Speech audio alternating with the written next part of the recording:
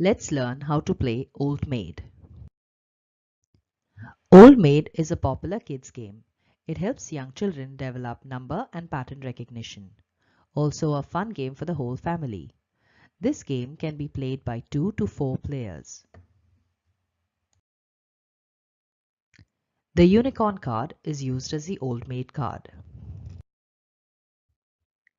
Begin by distributing the cards as evenly as possible among all the players. Players look at their cards and begin identifying matches.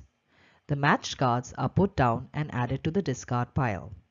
Hold on to the action cards in your hand. Play begins by the youngest player offering the cards in their hand face down to the next player. The next player picks a card at random from the offered cards. If an action card is pulled, player pulling the action card performs the action and discards the card by adding it to the discard pile. If the card matches a card in your hand, make the match and discard the match cards to the discard pile. If the card does not match any card in your hand, keep the card. Continue play by offering your cards face down to the next player.